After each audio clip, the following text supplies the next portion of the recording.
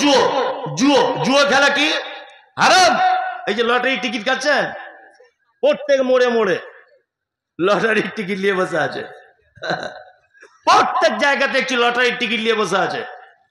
আর আল্লাহ, মুসলমান প্রত্যেক দিন দেখছি মোবাইলে মিলাচ্ছে, এ কত ঘরে খেলা হয়েছে আজকে, কত কি পড়েছে, তাই না? হ্যাঁ,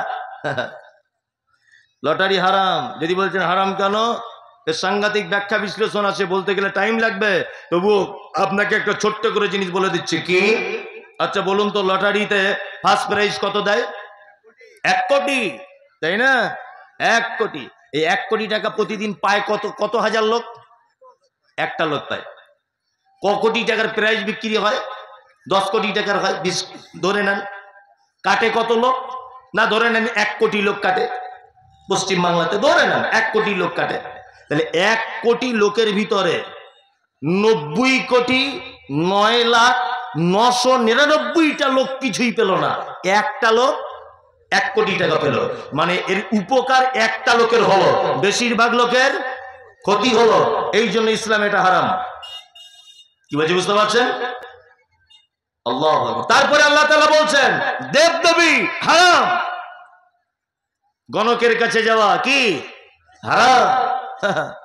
গণকের কাছে যায় নাকি? এখনকার কেউ যায় না, তবে ইয়ং ছেলেরা কিছু যায়, ওইগুলো তো আমরা বুঝতে পারি, খুব বুঝতে পারি। ওই শিয়ালদা স্টেশনের পাশে, হাওড়া স্টেশনের পাশে দেখবেন সব লোক বসে আছে, হাত দেখছে প্ল্যাটফর্মের উপরে। হাওড়া ব্রিজের উপরে হেঁটে হেঁটে যাবেন, দেখবেন হাত দেখছে। তা আমি তো ছোটবেলাতেই খুব বদমাইশ। আমার বাপের আমি এক বেটা, আমার মার আব্বা আমার বদমাইশি সহ্য করতে না পেরে মাদ্রাসায় ভর্তি করেছিল। আল্লাহ কবুল করেছে, আজকে আপনাদের এই পর্যন্ত পৌঁছেছি। তো এলেম বাজার মাদ্রাসায় তখন পড়ি। তো যাচ্ছি একদিন কলকাতায় শিয়ালদা স্টেশনের পাশে, একটা লোক হাত দেখে সবাইকে বলে দিচ্ছে। তখন মাদ্রাসায় পড়ি, একদম অল্প বয়স, মানে মনে ফুর্তি কত। দা আমিও হাত দেখিয়েছি যে আমার ব্যাপারটা কিছু বলুন তো। বলছে কত কত নিবেন? বলছে 3 টাকা দিলেই হবে। 3 টাকা দিলাম। হচ্ছে আমার ব্যাপারটা বলুন। বলছে তুমি কাউকে ভালোবাসো? বলছি হ্যাঁ বাসি, হালকা হালকা। তো বলছে হ্যাঁ এই তো দেখাচ্ছে তো, এই যে রাস্তাটা এইদিকে যাচ্ছে, মানে ও তোমার বাড়ি চলে আসবে। বলছি কবে আসবে? বলছে 1 সপ্তাহের মধ্যে। কি করা লাগবে? বলছে 200 টাকা লাগবে, এমন পানি পড়া দেবো ও জানলা ভেঙে চলে আসবে। বলছে তাই? বলছে হ্যাঁ। আর আমার মন চাইছে তখন যদি আসে তাহলে খুব ভালো হয়, তখন অল্প বয়স আমার, খুব ভালো। এখন 200 টাকা এদিক ওদিক করে জোগাড় করে ওর কাছে তাবিজ নিয়েছি। ভালো করে বুঝবেন, তাবিজ নিয়েছি। এটা গল্প, অরিজিনাল নয় কিন্তু, এটা আগে বলে দিচ্ছি আমি। ভাববেন না যে মমতাজুল সাহেব তাবিজ দিয়েছিল, না, গল্প। নিয়ে ওই 200 টাকার তাবিজ নিয়ে বাড়ি চলে গেলাম। 1 সপ্তাহ যাবত হয়ে গেল, আসে না। আমি আবার গিয়ে বলছি কি ব্যাপার চাচা, এই যে আসছে না যে? আগে তবু ফোন ধরছিল, এখন সুইচ অফ হয়ে গেছে। কারণ কি? বলছে কি করে আসবে? এ তো আবার তো অন্য লাইন দেখছে। কি লাইন? বলছে আমি 200 টাকার তাবিজ ওকে বার করার চেষ্টা করছি, ওর মা 300 টাকার তাবিজ দিয়ে আটকে রেখেছে। দুটো তাবিজ মারামারি লেগে গেছে, যার তাবিজে পাওয়ার বেশি তার কাজ হচ্ছে বেশি। পাক্কা চিটিংবাজ, বুঝলেন না? কাজী নজরুল কি বলেছে? ওরে পীর ফকিরের কথা যদি সত্য হতো, রাস্তার ধারে তারা কেন ভিক মেঙে খেত? পীর ফকিরের কথা যদি সত্য হয়ে যেত, তো ও কেন হাত দেখছে পরে? ও নিজের হাতটা দেখুক না। কি বলছি বুঝতে পারছেন না? আবার তারপরে গিয়ে বলছে এক কাজ করুন তো, সব যখন আপনি বলে দিতে পারছেন আমি কাকে ভালোবাসি কি করি, তা আজকের ফার্স্ট প্রাইজ লটারিতে কত নাম্বার এটা বলে দেন তো। বলছে ওইটা হবে না, পাক্কা চিটিংবাজ। যত আছে সাপ খেলা দেখাতে, গ্রামে আসে না, যত আছে ভেলিকি দেখাতে, জাদু দেখাতে, সব চিটিংবাজ জোচ্চোর। এদের পাল্লায় পরে তাবিজ মাদুরি কেউ ব্যবহার করবেন না, একদমই নয়। আল্লাহ বলছেন রিজসুম মিন আমালিশ শাইতান ফাজতানিবুহু লাআল্লাকুম তুফলিহুন। এই 4টে কাজ তোমরা করিবে না। কটা? কটা? 4টা। 1 নেশার দ্রব্য, 2 জুয়া খেলবেন না, 3 গণকের কাছে যাবেন না, 4 দেবদেবীর পূজা করতে পারবেন না। মুসলমান দেবদেবীর কাছে যায় না, তবে পীর ফকিরের কাছে যায়। এরকম মুসলমান আছে না নেই? আছে, আছে। মক্কার মুশরিকেরা কি করত? মাটির ঠাকুর তৈরি করে তাদের মাধ্যমে আল্লাহকে ডাকতে চাইতো, তার জন্য তারা মুশরিক। আর বর্তমান মুসলমানদের ভিতরে মুশরিক কেমন? ওরা মরা মানুষকে কবরের ভিতরে ঢুকিয়ে দিয়ে আল্লাহকে ডাকতে চাইছে। মানে মক্কার তখনকার দিনের মুশরিক আর বর্তমান মালদা মুর্শিদাবাদ 24 পরগনার মুশরিকের এতটাই ডিফারেন্স।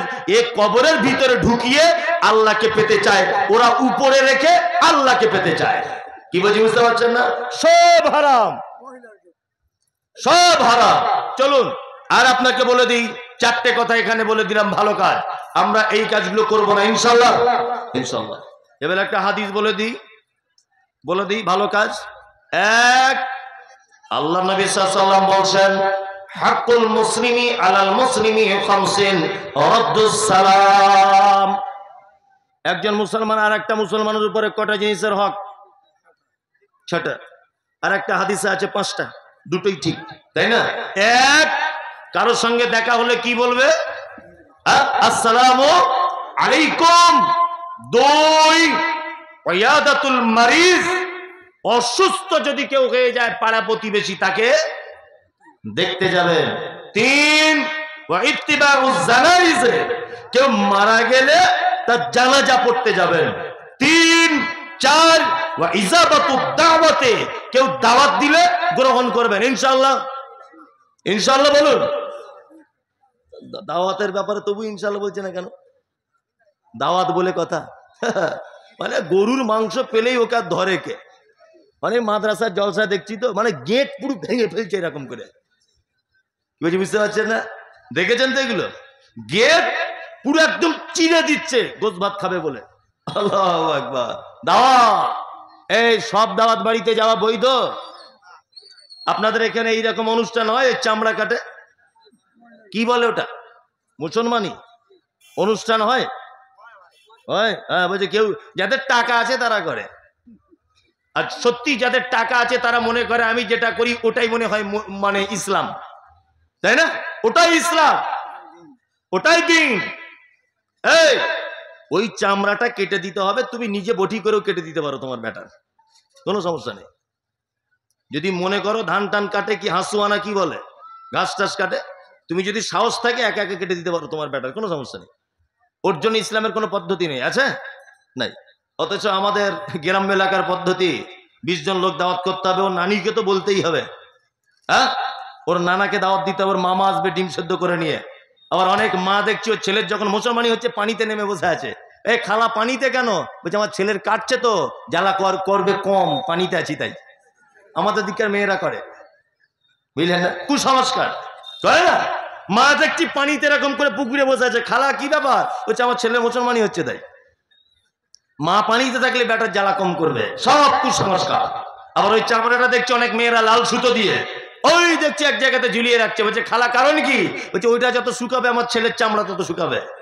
এসব কুসংস্কার আছে না? হারাম। এইখানে যদি কেউ আপনাকে দাওয়াত করে যে আমার ছেলের এইরকম অনুষ্ঠানে তোমাকে দাওয়াত করছি, যাওয়া যাবে? কথা বলুন, যাবে না? শবে বরাত এই যে অনুষ্ঠান, এটা ইসলামে জায়েজ না না জায়েজ? আহলে হাদিসদের কাছে না জায়েজ, তবে খাওয়া জায়েজ, করা না জায়েজ। শবে বরাত করা একদমই চলবে না, কিন্তু কেউ দাওয়াত দিলে ছাড়াও যাবে না, তাই না? এই যে 40 এই যা কিছু হয় বেদাতি গ্রামে, আপনাকে দাওয়াত দিলে টুক করে দেখছি মোটরসাইকেল নিয়ে চলে যাচ্ছেন খেতে। অনেক মানুষ যাচ্ছে কি যাচ্ছে না? যাচ্ছে। কত মানুষ যাচ্ছে, মানে ও জানে এটা নিষিদ্ধ, কিন্তু করা যাবে না, খাওয়া যাবে। এই হচ্ছে ফতোয়া। শবে বরাত বেদাত, কিন্তু খাওয়া বলছে সুন্নত, চলে যাচ্ছে মানুষ খেতে। আল্লাহ, কয়েকটা দাওয়াত বাড়ি আছে আপনাকে বলে দিয়ে যাচ্ছে এই দাওয়াত বাড়িতে যাওয়া যাবে না। এক, ওই দাওয়াত বাড়িতে আপনার যাওয়া বৈধ নয় যে দাওয়াত বাড়িতে ধনী গরিবের বৈষম্য রেখে খেতে দেওয়া হচ্ছে, এই দাওয়াত বাড়িতে যাবেন না। দামি প্রেজেন্টেশন নিয়ে গেছে ধনী লোক, স্কুল মাস্টার, বুঝলেন তো, এই লোকটাকে দামি জায়গায় বসিয়ে খেতে দেওয়া হচ্ছে। আর গরিব মানুষদের জন্য আলাদা প্যান্ডেল, ওদের জন্য ডাল আর আলু, যে যত পারবি খেয়ে খেয়ে চলে যাবে। ধনী লোকেদের দামি দামি প্রেজেন্টেশন, এরকম হচ্ছে কি হচ্ছে না? হচ্ছে। নাম্বার 3, এমন একটা বাড়িতে আপনাকে বলা হলো যে বাড়িতে দেখছেন ছবি মূর্তি টাঙানো আছে, যে বাড়িতে দেখছেন হিরোইনদের টাঙানো আছে, যে বাড়িতে দেখছেন কুকুর রয়েছে, যে বাড়িতে দেখছেন বাদ্যযন্ত্র বাজছে, এই বাড়িতে দাওয়াত গ্রহণ করা ইসলামের অনুযায়ী কি চলবে না? আর একটা দাওয়াত বাড়ি বলি, এই আপনাদের এখানে বিয়ে শাদিতে টাকা পয়সা সব কোনো সিস্টেম নেই তো? আগে ছিল, এখন উঠে গেছে। আলহামদুলিল্লাহ উঠেছে। তার ফাঁকে ফাঁকেও কিছু লোক দিচ্ছে, মানে চায় না, তবে না দিলে রাগ করে, তাই না? অনেক লোক আছে চায় না, না দিলে রাগ করে, চায় না, অথচ বৌমাকে মিষ্টি করে বলে বড় বৌমাটা এত কিছু আনলো, মেজ বৌমাটা এত কিছু, তুমি কই কিছু আনলে না, এটা বলে। শাশুড়িরা বলে এগুলো, তাই না? এইরকম কোন দাওয়াত বাড়িতে আপনাকে দাওয়াত করা হয়েছে, আপনি কি করবেন? অত সহজ ইসলাম মানা, অত সহজ, অত সহজ নয়। চলুন, তাসমিতুল আতশে, হাঁচি হলে কি বলতে হয়? আলহামদুলিল্লাহ। ওটা যে শুনবে, ইয়ারহামুকাল্লাহ, ওটা যে শুনবে, ইয়াহদিকুমুল্লাহ ওয়া আসলিহু বালাকুম, এই 3 পর্যায়ের উত্তর আপনাকে দেওয়া লাগবে। চলুন তাহলে এইখানে আপনাকে 5টা ভালো কাজ বলে দিলাম, অবশ্যই আপনি একটা একটা করে করবেন। এক, সালাম বললাম, কি সালাম? আল্লাহ নবী বলেছেন ইসলামের ভিতরে ওই লোকটা সবথেকে উত্তম যে লোকটা পরিচিত অপরিচিত মানুষকে দেখে সালাম দেয়। আল্লাহর নবী নয়, স্বয়ং আল্লাহ বলছেন লা তাদখুলুল বুয়ুতা গায়রা বুয়ুতিকুম হাত্তা তাস্তানিসু, তোমরা যখন এক অপরের বাড়িতে যখন ঢুকবে তুমি তার দরজায় দাঁড়িয়ে যাও, গিয়ে তুমি পারমিশন চাইবে। কি বলে পারমিশন নিবে? প্রথমেই দরজায় দাঁড়িয়ে বলবা আসসালামু আলাইকুম। তুমি যদি সালামের জবাব পাও তাহলে তার বাড়িতে ঢোকার জন্য অনুমতি পেলে, আর যদি সালামের জবাব না পাও তাহলে তুমি তার বাড়ি থেকে ফেরত চলে আসবে, এটা তোমার জন্য কল্যাণ। ইসলাম এত সুন্দর। আপনার বাড়িতে মেয়ে রয়েছে, নিজের মেয়ে, মেয়েটার বয়স কত? না, মেয়েটার বয়স 16 বছর। আপনি বাড়িতে নেই বলে ও আর ওর মা শীতের দিনে গোসল করে, গায়ে ওড়না নেই, জামা কাপড় একটু এলোমেলো, রোদ্দুরিতে চুল শিখাচ্ছে। আপনি যদি হঠাৎ করে দরজা খুলে দেন, দরজা খোলার পরে আপনার মেয়ে লজ্জা পাবে কি পাবে না? পাবে। আপনার বোন যদি থাকে লজ্জা পাবে কি পাবে না? পাবে।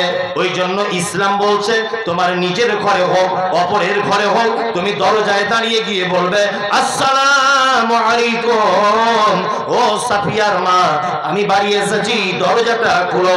তখন আপনার মেয়ে আপনার সালামের উত্তর শুনে, আপনার সালাম দেওয়া শুনে আপনার মেয়ে মাথায় ওড়না নিবে, আপনার বৌমা শরীর ঢেকে নিবে, আপনার বোন নিজেকে সাবধান করে নিবে।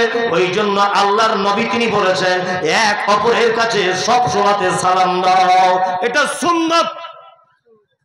ওয়ায়াদাতুল মারিজ, অসুস্থকে দেখতে যাবার কথা বলা হয়েছে। এই অসুস্থকে দেখতে গেলে মৌলভী সাহেব নেকি কি? সন্ধ্যাবেলাতে যদি কোনো অসুস্থ মানুষকে দেখতে যান, তার মাথাতে হাত দিয়ে যদি বলেন যে লা বা'সা তাহুরুন ইনশাআল্লাহ, ভাই তুমি কোনো টেনশন করিও না, আল্লাহ তোমাকে ভালো করে দিবে। যদি পারেন কোথা থেকে 2টো আপেল নিয়ে গেলেন, 2টো বেদানা নিয়ে গেলেন, বেমার কুরসি করলেন। অসুস্থ মানুষকে যদি দেখতে যান, বিশ্ব নবী তিনি বলেছেন সন্ধ্যাবেলাতে যদি কেউ যায় তাহলে তার পরের দিন সূর্য ওঠা পর্যন্ত আসমানের ফেরেশতারা যে লোকটা দেখতে গেছে তার জন্য সুস্থতা এবং ক্ষমা প্রার্থনা করে। তাহলে অসুস্থকে দেখতে যাওয়ার লস না লাভ? লাভ। অসুস্থকে দেখতে আমরা যাই, একটু দামি মানুষ না হলে যাই না। প্রতিটা গ্রামে দেখবেন কিছু মানুষ আছে কবর টবর খোঁড়ে, এরকম আপনাদের গ্রামে আছে? জীবনে দেখেছেন কোন স্কুলে হেডমাস্টার কারুর মায়ের কবর খুঁড়েছে? হেড মৌলভী কারুর কবর খুঁড়েছে? বক্তা মমতাজুল ইসলাম কারুর কবর খুঁড়েছে? দেখতে পাবেন না। এগুলো খোঁড়ে কারা? ওই ফটিক, শফিকুল, খায়রুল, নাজমুল, রিক্সা চালায় গরিব মানুষ ওরা, তাই না? কেউ মারা গেলেই খবর পেলেই বাঁশ বাগানে চলে যায়, বাঁশ কাটা শুরু করে দেয়, কবর খুঁড়তে শুরু করে দেয়, দেয় না? দেয়। আহা, সামাজিক কি অবস্থা! আল্লাহ, এগুলো অবাক লাগে। আপনার মায়ের কবর খুঁড়েছে, আপনার বাপের খুঁড়েছে, আপনার বেটার খুঁড়েছে, আপনার খুঁড়বে। কোনদিন কবর খোঁড়ে তারা এসে বাড়িতে বলে যে আমায় কিছু টাকা দাও? এ বলে? বলে না। মানবিকতা দেখিয়ে তারা নিজেরাই খোঁড়ে। হ্যাঁ, গ্রামের ধনী মানুষ অসুখে পড়ে আছে, তাকে সবাই দেখতে যাচ্ছে আপেল আঙ্গুর বেদানা নিয়ে। আর গ্রামের যে লোকটা কবর খুঁড়ে, একটা গরিব মানুষ আজকে 3 মাস যাবত বাড়ি থেকে বার হতে পারে না, বিছন সজ্জায়, বিছনে শুয়ে আছে, শায়িত, অসুস্থ। এইরকম একটা লোক 3 মাস পড়ে আছে, কেউ খোঁজ নিতে যায় না, কারণ ও রিক্সা চালায়, তাই গরিব মানুষ। তাই কথা বাস্তব বলছি না বাস্তব? গ্রামের মেম্বার প্রধান, গ্রামের ধনী মানুষ অসুখে পড়ে যাক, দিন রাত দেখতে যাচ্ছে, কারণ তার কাছে কিছু পাওয়া যেতে পারে। কিন্তু আপনার বেটার যে কবর খুঁড়েছে, আপনার বেটির খুঁড়েছে, আপনার স্ত্রীর খুঁড়েছে, এইরকম একটা নিরীহ গরিব মানুষকে কেউ কোনোদিন সহযোগিতা করে না। সমাজ ব্যবস্থা এগুলো। 5টা কাজ বললাম, ইনশাল্লাহ মেনে নেওয়ার চেষ্টা করবেন, ইনশাল্লাহ ইনশাল্লাহ। চলুন, মায়েরা বসে আছেন, ওদের ব্যাপারে দুটো একটা ভালো কথা বলে দিই, তারপরে বক্তব্য শেষ করে দিব। এক, আপনাদের ব্যাপারে আর একটা ভালো আমল, ওদের ব্যাপারে আর একটা ভালো আমল। তা ওদেরটা একটু আগে বলে দিই। জি, আল্লাহ নবী সাল্লাল্লাহু আলাইহি ওয়াসাল্লাম তিনি বলেছেন, একটা নারী যদি 4টে কাজ যদি করে, তাহলে সেই নারীটা জান্নাত চলে যাবে। কটা কাজ? 4টা। আপনার বউকে বাড়ি গিয়ে বলে দিবেন, ইনশাল্লাহ ইনশাল্লাহ ইনশাল্লাহ বলে দিবেন আপনার বউকে বাড়িতে গিয়ে। এক, আপনার বউকে এটা বলবেন দয়া করে। কি বলবেন? আল্লাহ নবী সাল্লাল্লাহু আলাইহি ওয়াসাল্লাম বলেছেন, আল মারআতু ইজা সাল্লাত খামসাহা, একজন মহিলা যদি 5 ওয়াক্তের যদি সালাত আদায় করে, কোথায় থাকবে ও? জান্নাতে। 2, ও সামাত শাহরাহা, 1 মাস যদি সে সিয়াম পালন করে। 3, ওয়া আহসানাত ফারজাহা, সে তার লজ্জাস্থানের যদি হেফাজত করে। ওয়া আতাআত বালাহা, সে যদি তার স্বামীর যদি সেবা করে।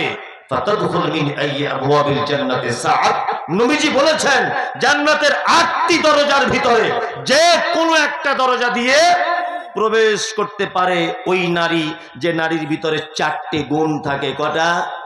4টা। 1, সালাত নামাজ আদায় করবে। 2, 1 মাস সিয়াম পালন করবে। 3, স্বামীর সেবা করবে। 4, লজ্জাস্থানের হেফাজত করবে। আল্লাহ নবী সাল্লাল্লাহু আলাইহি ওয়াসাল্লাম বলেছেন জান্নাতের যে কোনো দরজা দিয়ে ও ঢুকে যেতে পারবে। চলুন, আর একটা পৃথিবীর আশ্চর্য ভালো কাজ আপনাদেরকে বলে দিই। এটা নারী পুরুষ সবার জন্য, একটা একটা করে বলছি শুনুন। এটা জানা আছে যে পৃথিবীতে একটা মানুষের, 2টা মানুষের সেবা যত্ন করার কারণে জান্নাতে যাওয়া যায়? জানা আছে? 2টা মানুষের সেবা যত্ন করার কারণে কোথায় যাওয়া যায়? জান্নাত যাওয়া যায়। কে?